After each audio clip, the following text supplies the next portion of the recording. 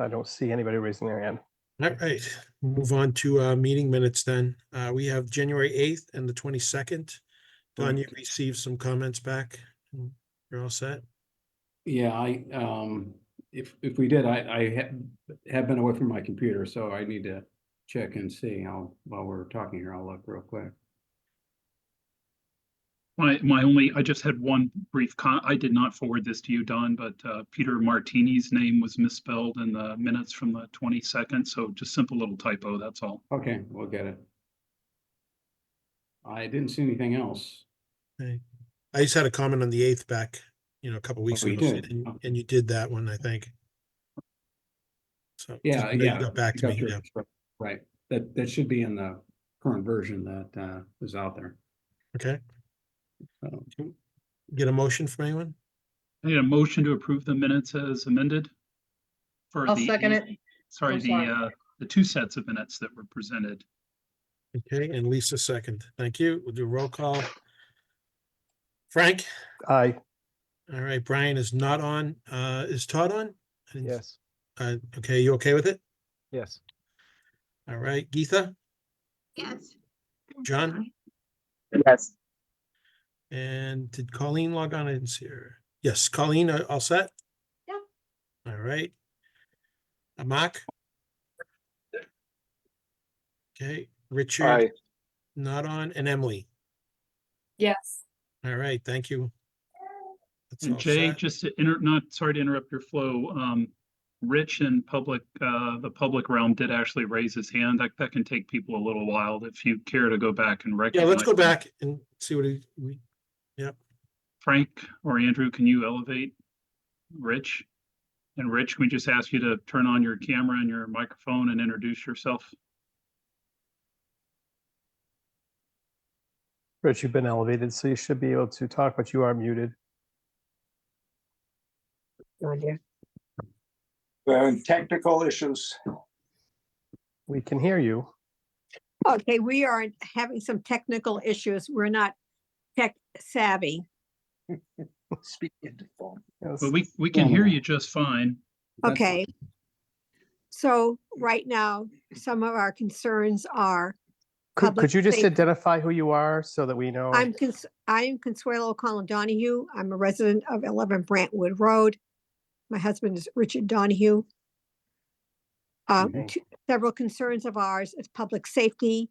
Last weekend, we had 3, I'm assuming middle school children who made their way through into the schoolyard and set off the alarms, and the alarms went on for hours, and it was hours before the company responded to it.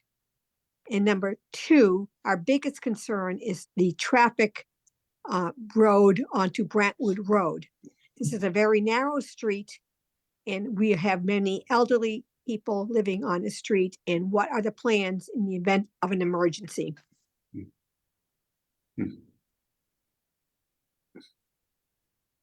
Can I just ask you to clarify when you say the plans in the event of emergency, in other words, to accommodate like police or fire in response to like a 911 call on Brantwood Road? Exactly.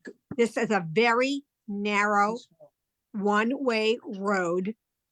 And so therefore, if you're going to accommodate a 911 call and you have traffic from the school, how is this going to be accommodated? So Jay, do you want to punt that to our town management representative tonight, or do we follow up on that? I mean, I know Fire DPW have reviewed the project and the plans. I'm ignorant of like how tight they are on Brate's means and methods, but we could certainly follow up later with a formal response. Right, that's we have to look into it. But are the concerns during construction, or are you looking for what's going to happen when the school is finished? Hold on, I have to promote again. I'm just confused if it's something that's going on now with all the construction trucks and parking, or is it a long-term question? I get the impression that it's a long-term question because I don't believe any of the contractors are parking on Brantwood, but Okay. Consuela, you are back with us, but you're on mute. So if you figure out how to turn to, unmute, maybe clarify that. Meg, do you know who responds to the alarms going off? Is that the contractor's responsibility? Yes, and there was an alarm that went off and they were notified by the police and they drove, they had to get back someone. to the site, but they did get back and turn off. The alarm has now been disabled. So it's no longer excuse me, no longer operational. So that shouldn't happen anymore. And, hopefully the building will be down very, very soon. Oh, so it was an internal alarm it was the burglar alarm to the building. It was. Yeah, okay. Yeah. Yep. So they, not only were the kids on the site, they were actually in the old building. Oh, yeah. Yeah, okay. Yeah. Now I understand. Yeah. I'm sure they weren't Winchester kids, so I'm just gonna put that on the record. So Jay, can I just ask if Consuela and Richard, if you guys could maybe just email us, you can email Jay. Actually, you know what the best thing to do is if you go to the Lynch Project website, lynch2025.com. There's an FAQ page. There's a link. You can submit your questions in writing, and maybe you could just clarify if it's more about construction versus when the building's done. But if you want to submit something in writing, it's okay. We could do it that way, Jay, and then we can follow up with Yes. management and address it. We'll get it to the right proper people. Yeah. Okay. All right. Nobody else has hand raised, Jay. No, all right, we'll move on. We did the meeting minutes, that's approved, and we'll move on to Winchester High School Concrete SGH info update from Chris Nixon. Oh, yeah. So this is really quick. So I wanted to thank Chris Conway was the gatekeeper on this project. He has like not a flash drive. You've got like a solid state drive that came from Skanska. It has thousands upon that, probably tens of thousands of photographs of construction. It's got all the RFIs on it. It's got all the submittals on the project, et cetera. It's got the entire record short of AutoCAD drawings or Revit drawings. So what I did do over the past, 4 or 5 weeks, I went through that whole record. Andrew and I are gonna get that drive back to you. But we've actually uploaded, everything was on that drive. We've actually now uploaded to a folder, Chris, so we have it in case that drive ever gets hit by a bus. I went through about 2,000 RFIs, pulled maybe 30 or 40 RFIs that were relevant to either concrete, moisture, or grade beams. You guys will remember SGH has identified some undermined grade beams that they're concerned about. They're just not sure if that was a pre-existing condition or something new. Skanska had some great photographs actually of some of the very beams, the grade beams they're concerned about. There were photographs during construction, so we're able to pull some of those as well as just some additional photographs of concrete as we went through the project. We even were able to find a photograph of the moisture mitigation product in a 10-gallon bucket the day they were putting it on the floor. We have photographs of them putting it down and so forth. So just wanted the committee to know we've actually created a shared folder on our project drive for SGH's use. We've dropped in relevant RFIs, submittals, and shop drawings too. And some emails. I know Geeta, you had kind of had a back and forth with the civil engineer on how stormwater was going to be managed underneath each of high school's wings. So there's quite a dialogue back and forth with the SMMA's civil engineer about how sump pumps are going to lift this and eject it into the storm system outside the footprint of the building. So Meg and I and Chris have shared all that sort of conceptually with SGH in terms of what we thought SMMA's design intent was. And now we've just basically been able to find all that information. So they have it. They acknowledged, like a week or week and a half ago that they had access to everything. They said, thank you. They're reviewing it. And that's basically it. So I think we've scrubbed about as hard as we can to find information. And it was really very helpful to have such a detailed record that Skanska handed off to us. Your only mistake, Chris, is you could have just held it for ransom and really made out like a bandit, but it's just a tremendous amount of information. So I'm glad we have it. That was basically it. Thank you. Any questions for Chris on that? Nope. All Or right, Chris, or the other or Chris. Chris, yeah, either Chris. Hey, I do actually, I have a high school SGH question, not on the concrete, either to Chris or Meg. Do we know where we stand on the piping investigation with those guys? That's a totally separate kind of sidebar investigation. I'm putting you on the spot for that one. I apologize. I don't really know where we stand. As far as I know, they completed their initial work. But I don't know, Chris Conway, where do you know? Do you remember? No, where- they had finished their, as you said, they finished their initial, and then we were to go into a secondary phase that we have not gone that far with, as far as them coming in to do some more live testing, live sampling. I think it's just sort of in limbo right now, but probably should be elevated. Chris, Yeah, do you or Meg know, are they waiting on, is there some additional work that we need to get some funding for? Or would this be like step 2 of some consulting that we had already authorized? I feel like you folks had already authorized sort of step 2, and then maybe Meg was waiting on a proposal. It's been a minute now. It has been a minute. I think, I think actually they completed all the work that you approved originally. And so they completed that work, the flooring took precedent, and Yeah. if we want to move forward with any of the piping work, we're gonna need to get a scope and request some funding. Could we maybe get whatever it is they produced, Meg or Chris, from that initial work on the piping, the pinhole leaks? If there's a report or something, could you share that with Jay, or just email it to the committee so we can kind of see what they came up with? I'm not sure I've seen what they came up with and what their recommendations are for next steps, but I know, Chris, you're concerned with just ongoing pinhole leaks, so Correct. I don't want to forget about that. Correct. And we have had We have, okay. That was my next since- question. since the last time we were really talking about this. I think we've had one new occurrence and one sort of reoccurrence a little bit further down the line. But yeah, I can work on getting that off to you folks.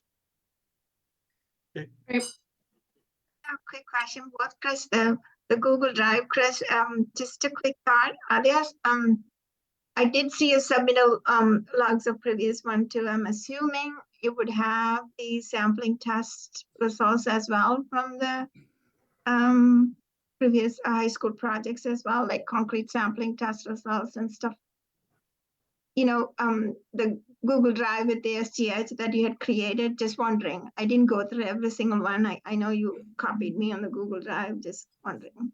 Yeah, so you know, the construction document record is so huge. So what I did do is I copied, so SGH, for instance, has a full understanding of what the submittal requirements are. So if they see anything, for instance, if we required anything with respect to concrete testing in the innovation project, they will know that. And if they're not, and I'd say the odds are 9 out of 10, whatever they're looking for actually should be there. But if it's not, they'll let us know. And there's a way we find it, because it's not like Chris Conway had everything. Right. I mean, this drive's like the size of my iPhone. I got it. Yeah. But we have more information in Meg's office if we need to go get it. But I think the breadcrumbs are there. Okay, thank you. Any other questions? High school? Okay. Moving on to Lynch. Any update from MSBA communication? That be Andy? Yeah, let me share the screen. Okay. Can someone, okay. Hold on just a second, Nope, no, I'm good now.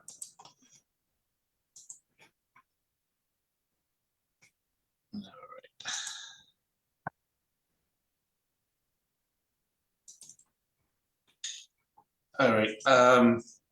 So I'm gonna jump right into the MSBA update, since that's on the agenda. So I got back from the MSBA got back to me on Friday about the PFA bid amendment. They asked for the schedule value for the abatement, especially for the tile and the storage tank. So and then also the Article 18 vote. So Mark sent that to them today, just waiting for them to get back to us probably this week. So we also have a meeting scheduled for this Thursday with the MSBA. They call it the CPP Furniture Program. This is the collaborative procurement program for the furniture. So with this program, the MSBA partner with the Massachusetts Higher Education Consortium. So they provide discount on furniture for the administration, for classroom, and for cafeteria. So those are the three things that they typically participate in. And this is the kickoff meeting this Thursday. We'll have the team there with the MSBA to talk about the discount and the procurement. So when we start the new construction, the MSBA will typically visit the site once a month. So that is coming in the near future. I have a few bullets here on the milestone. So we, at the end of January, we started the excavation of the PV footing. We had a kickoff meeting with the lead meeting last week, on the 30th.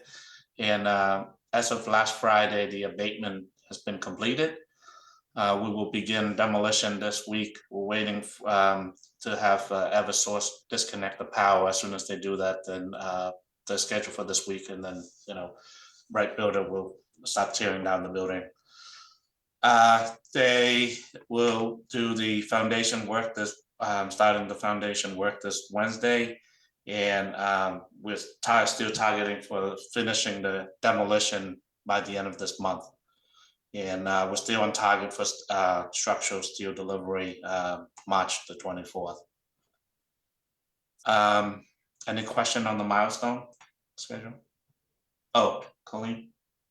Yeah, thanks, Cindy. I wasn't sure if we were going to give any update about the lead kickoff meeting or any findings. And then I just had another question just about the furniture. I know that I don't think that we had anything set in our OPR about guidelines and expectations around how green the furniture is, but that obviously is a huge impact on occupant health and things like that. So I don't know if that's worth a sidebar discussion as one of the sustainability subcommittee meetings, but just thought I'd ask about those two things. Yeah, this meeting they just provide like a quick overview of like what what needs to be done to participate into this program. They don't talk about specific furniture with MSBA. Okay. The consultant. So we will have Tape and the consultant to go into specific furniture, but this meeting with the MSBA is just for like procurement purpose. Okay. Yeah. Okay.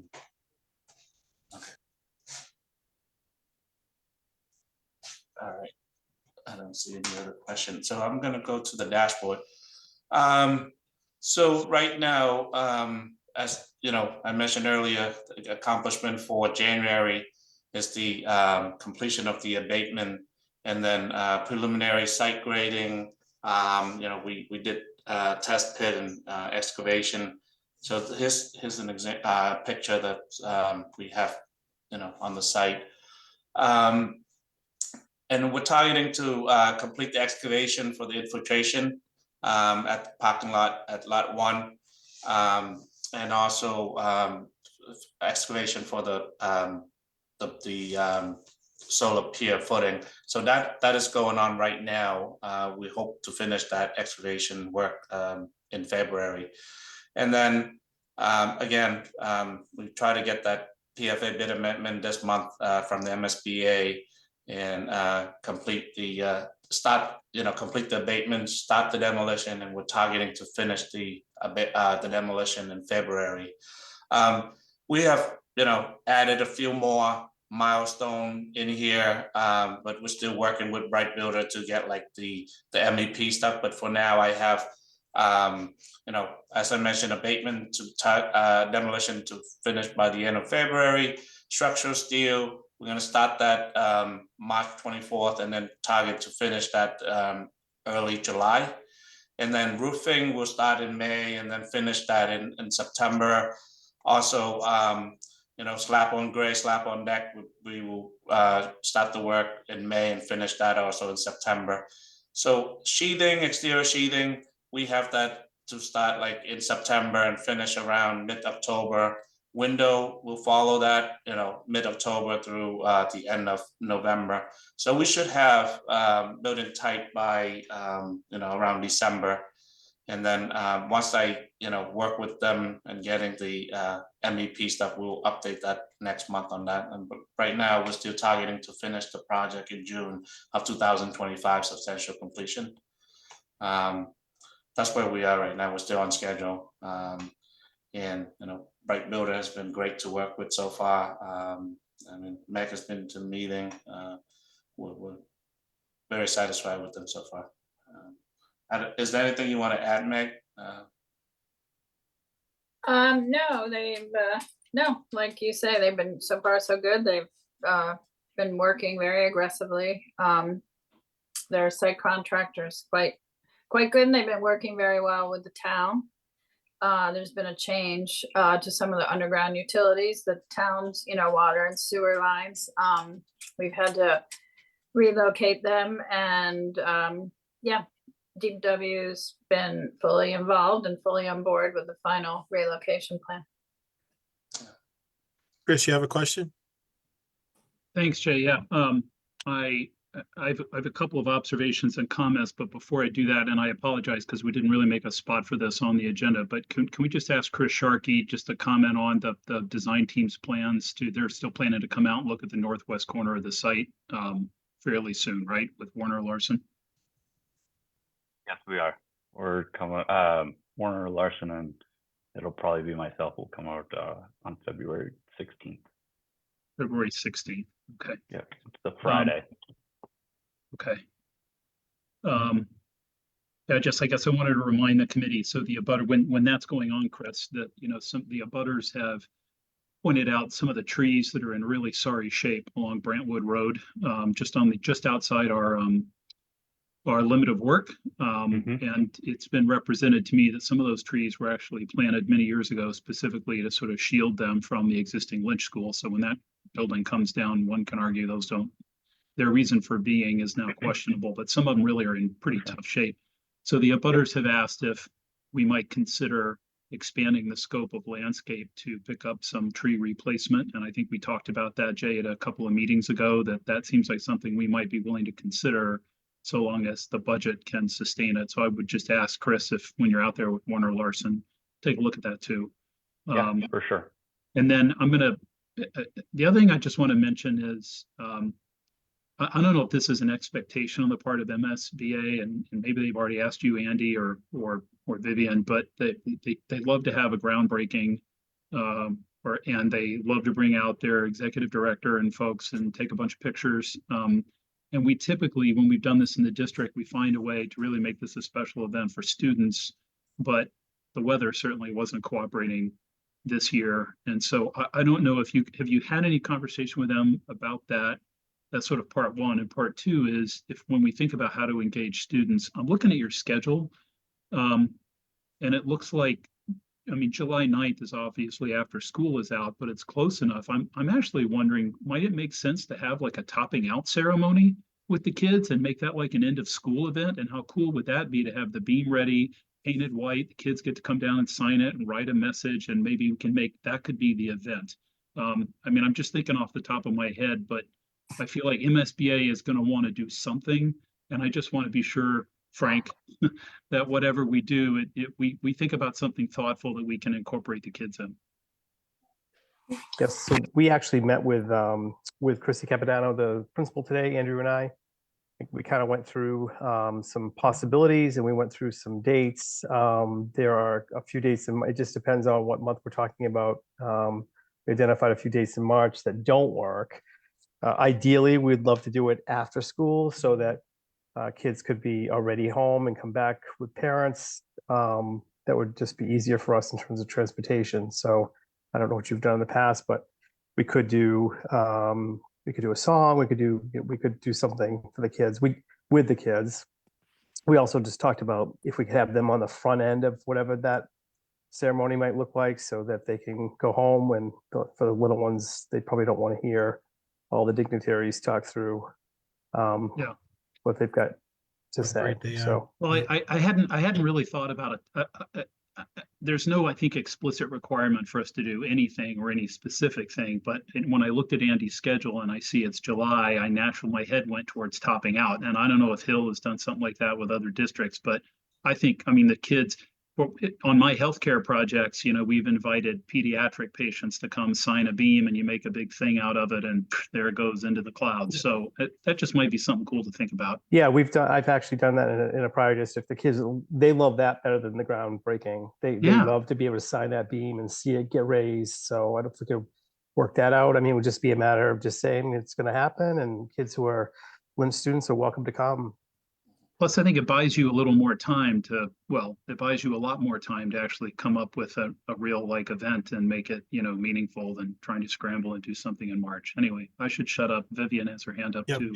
Vivian, want to go? Sure. Thank you. I mean, all of these are wonderful ideas, and I think we could do all of them. In previous districts, we've done both. The groundbreaking is more ceremonial, just for, as you mentioned, dignitaries, the select board, and the school building committee, as well as the superintendent, to kind of acknowledge the start of this project officially and get it going. But the topping off ceremony is one that we definitely will want to incorporate the kids. We've done on other projects where paint the beam white, have the kids sign it, and then afterwards it could also be a visible part of an integral visible part of the project, where anytime you come into the school you could clearly see the beam with all the signatures. There's many different ways you could go as elaborate.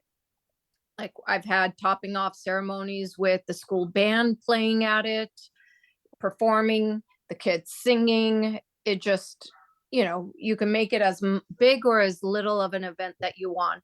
But I would like to have a groundbreaking to definitely invite the MSBA. It's not a requirement, but they do like to come out, meet the district, and acknowledge the fact that this is a monumental moment in the project's lifespan, that you've passed the town vote, you've gone through all of the processes, and now you're at the pinnacle of the groundbreaking into a new school.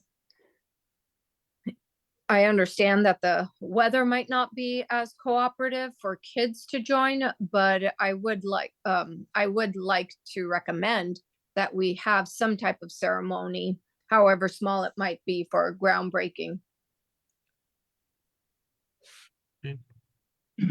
Andrew, you have a question, comment? Actually, it's BJ. So Sorry. my preference would be to not have kids at the actual groundbreaking. And then if the topping off is actually going to happen in July, that obviously then it's fine, because it's kids who are in town. We can make sure everybody knows, and whether or not there's a possibility of getting the beam done prior to school getting out, and whether they could sign it then, that would be great. But we're kind of subject to the schedule at that point. And then in terms of the ribbon cutting is the ceremony that I think is most important. I absolutely know and would advise that we make sure that the treasurer is able to attend whatever ceremony we set. She has every project I've ever done. She really wants to be there. Yeah. And obviously the executive director. So we can work around whatever. If kids are not involved, then it's really not an issue for us, and for the actual groundbreaking ceremony. Yeah. And Frank, we could, I'm thinking it would be great, maybe almost like a last day of school kind of thing. I mean, the kids could sign a beam. Brake could actually the erectors could place the beam, even if there's still a handful of beams left to go. That doesn't really matter. I mean, if they're actually finishing the topping out the first week of summer, who cares? But you could really tie it in with the end of a school year and sort of go out with a bang. It would be perfect. Okay, give it some thought. I think it's a great idea. I think it's a good way to get the community involvement with it. you know, however I can help, let me know, okay? All right, thank you, Lisa. Are we ready? Any other questions for Hill, or can we move on to the bridge? Geetha, go ahead. You're on mute. Yeah, Geetha. Jay, I have a couple questions, but I wasn't sure whether Andy has to finish. But if I may jump in, I guess the infiltration system at the northwest corner. Just curious, the foundation excavation for the solar would start after finishing the infiltration system, or just wasn't quite sure how the scheduling is going to work. It seems like, is everything going to be in the same location, or I guess can you just fill in, Andy, just the size of the infiltration system excavation that's being out there? Is it just you know, looking at the depth and the breadth of the excavation, how are the footings for the solar on the northwest corner is going to take place? I don't know. Do you have a plan just to share with us? So as of like today, we have Western and Sampson out there looking at the underfooting inspection, and then we're going to have UTS out there tomorrow to do the compaction testing.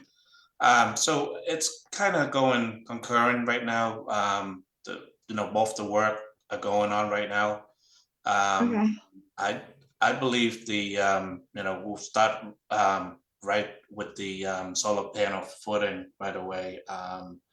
So they're not interfering with each other. I just don't have a feel of the plan. They're kind of separated further away. Is that the distance between the infiltration system trench and the excavation for the footing that's happening out there? Can you hear me? So the footings are placed between the, I don't have it, we don't have a plan to show, but the footings for the solar arrays or canopies rather, are placed in between the infiltration system. And so they've excavated the area for all the infiltration system, and that within that includes the area for the footings. And now they're gonna they're doing the compaction, and they'll be putting in the rebar for the footings. They'll place the footings. Excuse me. And I'm then just kind of saying, Meg, it's like two open excavation, and I just didn't kind of alerting. Okay. It's actually an excavation within an excavation. So the area for the infiltration system has been excavated, and within that are the footings for the canopies. Okay, You know, so it's not the disturbance is going to interfere with each other. That's where I'm going with the question. That's where my concern. Okay. Yeah. Yeah. So based on Bright Builders, we will look ahead. The infiltration should be done probably the end of this week, and then they're gonna still do like the water pipe, the sewer, the structure. That will probably take another like 2 weeks. But then the footing for the canopy, that will be ongoing for another like 3, like at least another month. It's not the timing I'm concerned, it's just the area of disturbance, so that one doesn't impact the other. That's all I'm going after. All right. I don't the think other so. one, okay. No. If you just feel of it, Andy, if you look at the bottom elevation of the infiltration system that's being open, just curious, the elevation of the bottom, how does it compare with the elevation of the field? Just curious. You know? Yeah. Do you know? Yeah. I don't know. I don't have the answer to that now, but I can find out and get back to you. More of a design, I guess, a type A question. Just wondering. I know this is. I mean, Geeta, if you wouldn't mind, send the question as an email, or so that we can give you more of a proper answer. If I apologize, we're kind of question. I want to give you the right answer and not necessarily guess at it. Okay. So I have a couple of other questions too. Should I just ask here or now? Just the stockpile and the footings, the existing utilities, Meg, you kind of briefly mentioned there was some relocation of the utilities, but just walking by, the question just came to me, gosh, the way the stockpile is sitting and how far in relation to the existing utilities, so. Is there a line that's running across the site? And just the thought came to me and I didn't know. Just wanted to- Well, both both the water and the sewer line run through the site. I can't tell you exactly without looking at the plan, standing there out in the field, if Right. the The question stockpile- is in relation to the stockpile, was it adequately protected? That's the thought. Yes, it is definitely protected because that is the area that they need to excavate. And they've been doing test pits out there, all along the way to locate the actual connections. Hold on just a second. Let me close my door. Hang on. And we have to assume that the contractor knows what he's doing he's not Yeah, gonna absolutely. jeopardize any of his work Yeah. or stockpile on top of existing conduits or pipes or anything like that. Exactly. So- And I know that for sure because they Yeah. have been doing test pits all along the line. Okay. The existing line. Yeah. Okay. I guess the one last question is, I know at the end of this project, we have to close a couple of permits, I guess, so in relation to the removal of the water supply wells, Meg, are there any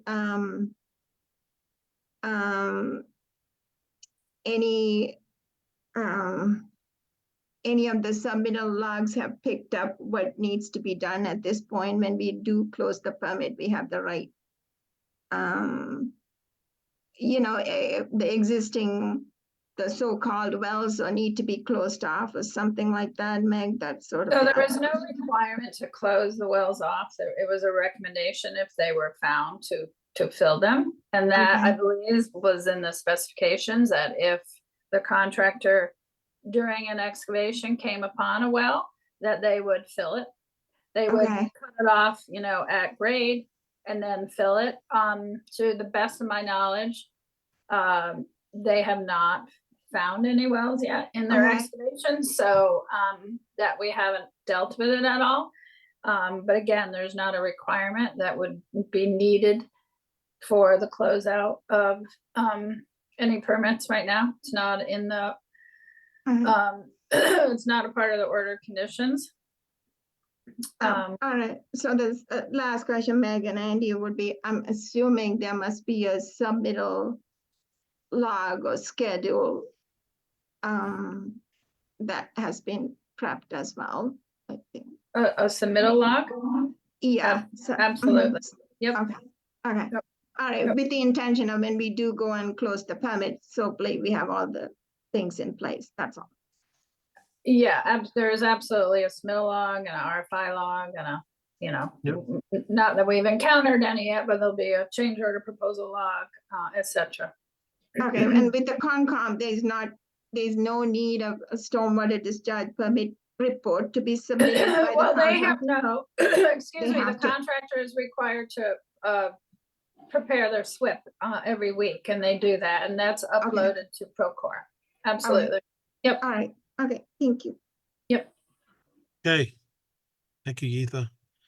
Pedestrian bridge, Meg and Tape, if either of you have an update on the hearings. So the hearing was opened, it was closed on the, let me look at my calendar here. It was closed back in January.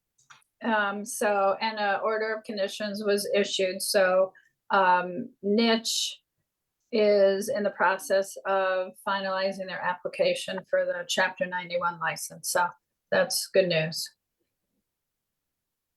And that's really it on that. Okay. And next steps is just what you said. That's it. To roll Yeah, together. next steps is to get the other permit, the Army Corps and the Chapter 91 license submitted. And then, the order of conditions has some conditions in there that, they want Brait to come in and talk to them about their means and methods, which is kind of questionable, but we'll get them something, you know, in writing when that time comes, but they're a ways away from performing that work, because not only do we not have the permits in place yet, but there's a time of year restriction on that work for any in-water work. So the earliest that work would happen, given the timing on the permits, would be probably in the fall. So we have some time. Okay. Ethan, do you have a question? Your hand's still up. Nope. Okay. Okay, any questions for Meg on the bridge? See any? Maybe just a clarification, Jay. So best case scenario is it could go as fast as 6 months. We're probably not expecting that with Army Corps of Engineers, but it could be 9, 10, 11 months, right? Yeah, I mean, you never know. We could get lucky. I could land on somebody's desk that, you know, doesn't have a lot of work that week. It's hard to say. I've traditionally been seeing about nine months is the typical. Can be 12 months, can be 6 months. So yeah. And Meg, given how involved you have been, or at least how involved I think you've been in our, 23-year flood mitigation project in town, or whatever it's been. I mean, all of these projects, at this next step through Army Corps, would you put any odds on them? I mean, is this simply like an up or down? They review it, they stamp it, they say, okay, they're confident in the process, or are there instances where they may come back and they look for a design change themselves and we sort of reset the clock? I've never had a design change with the Army Corps. Yeah, no, it's no. I don't foresee that happening. Yeah. Okay. Thank you. You're welcome. Okay, we had an item on here for the Brentwood Road Management, and Meg, we're just going to take that off, right? We are. You agreed, okay. Yep. So we're tossing, moving it to as a change order, but we have decided not to. For Correct. simplicity with the architects and everything else. All right, Lynch School update, Chris, on the website. Yeah, let me just bring this up real quick. So this is really quick. So I've introduced now on the homepage a new blue banner, just right below the introduction and right above key facts and figures. We will continue to provide these updates every 3-ish month on key site activities. So this part of the page will continue to build. Down at the bottom, we will continue to add to schedule. So for instance, here you see an update demolition of the original Lynch, February through March 24. So that all sort of remains. What's new is I've added this new blue banner. And what I'm going to try to do is update this maybe every month. I'm not really going to archive any of this stuff. This is just going to sort of change when there's something worth showing. So I think when the building's down, we'll include some site photos, and I've been able to get some photos of the excavation, Geetha, and the retention system as it begins to go in. And we're not going to be updating the site every week, but maybe every month. And so these are right now basically showing key winter milestones. So I'll update that again, basically, March through, let's say April through May. We might have a milestone for topping out or something. So anyway, that's basically it. And we still are not getting any questions through the FAQ. I mean, I know it works because we've been contacted by equipment vendors and stuff. So maybe it's because we have abutters coming to our meetings and they're listening and they're learning what's going on. So that's good. But we just continue to receive very little questions through the website. So that's basically it. Okay, thank you. Any questions for Chris? Nope. Payments, manager's letter from Meg. Okay, there's just a few payment authorizations on here. The first is for TAPE. Their monthly invoice for $140,255. Triumph Modular, this is an older invoice that got misplaced in email. It's for their typical monthly invoice for the rental at $29,850. And then Brait Builders, application number 2, in the amount of $3,389,794.75. So those are the authorizations. And then the spending authorization is a amendment number 9 for TAPE for additional construction admin services for the solar canopy. And that's in the amount of $82,500. And that's all I have tonight, so. Okay. Any questions for Meg? Happy to make a motion, Jay. All right, go ahead, Chris.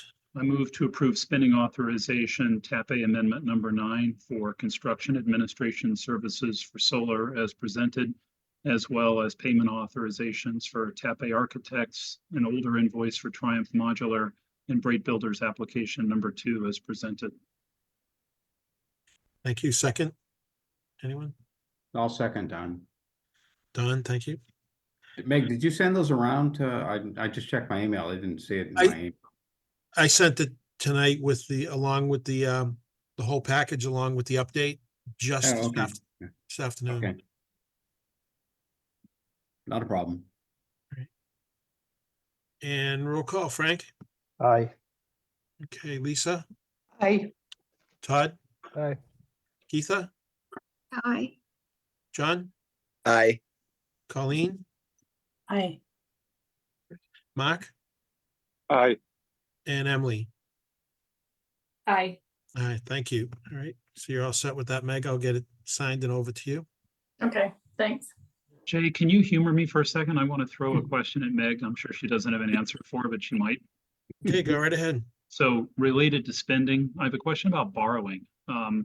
Since the FOMC, there's now like 90% chance they're going to cut rates, you know, at the May or June meeting.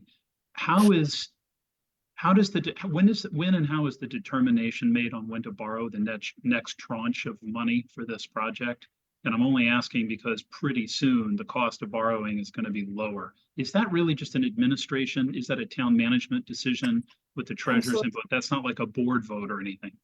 No, it's absolutely administration. They work with our bond counsel and our financial advisor. And they, you know, this is not the only project that's, you know, being borrowed for right now. So they take into consideration all the borrowing and the cash flow.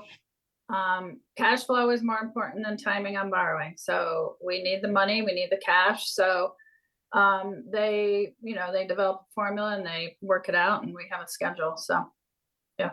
And it's not up to the board. Right. The board approves the overall. Well, they have to sign the actual, you know, documents for the borrowing, but they do not make the decision on the timing or the amounts. And have we already borrowed that first tranche? We have, haven't we? Yep. Okay. Yep. We're about ready to do the second one. Yeah. Okay. Thank you. I had that same question, like, is there like a schedule of payment that we anticipate like kind of over time to the contractor just to get a feel of it, like from now on? We do? Okay. Yeah, we have you know, Vivian and Andy and everyone at Hill put together what we think the spending will be. So I'm assuming the application kind of tallying with that. Is that correct every time? Okay. Yeah, and, we provided a cash flow based on the contractor's projected monthly invoices and their level of effort. And we've been tracking against that on their monthly requisitions. And there's definitely going to be a few, you know, ups and downs with dollars, but overall we're within the range that we had projected. Yeah, that cash flow is also attached in our monthly report as well. Okay, I have one more question, but I'll just sit tight at the end. I'll ask. Okay. All right, well, the next thing is meetings. We have scheduled for 2/26 February we agreed on. I know some people can't make it. And then March 4th and March 18th. So that's the next scheduled meetings. All right, Geetha, if you have a question. All right, just ask, I'm back to just a question, the stockpiles that's sitting there, I know some are suitable, not suitable. what is the game plan now? Are they going to be off-site or just asking Andy? I know it's a balanced site, but just curious, it's the clean fill, unsuitable fill separated, and just the 3 big piles are there, and just curious, in a big picture. I don't recall. I think they're gonna try to use, I think they got the proctor, they're doing some testing right now to see if they can reuse some of the soil. We had a meeting with Reed, the contractor on site. They're gonna try to reuse some of the material. So as of right now, Mark, correct me if I'm wrong, but that's the plan, is to see if we can, reuse some of the pile on site stuff from the stockpile. Is that correct, Mark? That is correct. Yeah, I would just strongly advise, I'm sure there will be some piles kind of stay on top of it, I guess. You have Tom out there, right? Andy, okay. Yeah. Yes. Tom is there. Okay, just some, assuming, at least, all right, okay, Yeah, they're being reviewed by Weston Yeah. Sampson as Mhm. well, so, yeah. right, okay, thank you. And Geeta, we do provide a weekly on-site report as well in our Yeah. monthly Mhm. reports. So you could go through and look at some of the daily logs, weekly logs, and you could see all the work that's been done. We're staying on top of it. And Brait Builders has been, we've worked with them in the past on several projects, so we're very familiar with their methodology, and they do things the right way. Okay, all right. Any other questions? Jay, I have something I want to just Sure. really mention to people. I'm on various committees, in the town. One committee I'm on just recently is the Mystic Lake Path Improvement Project. And what this is this is the Mystic Lakes from Winchester all the way to Arlington.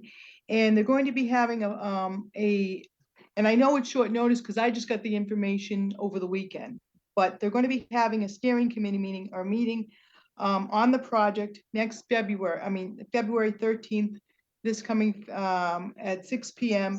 at the Medford Public Library. What it is, they basically want to take a look at the Mystic Lakes, try to make them accessible, but to try to make the pathways safe for children. So there is this meeting that's going to happen.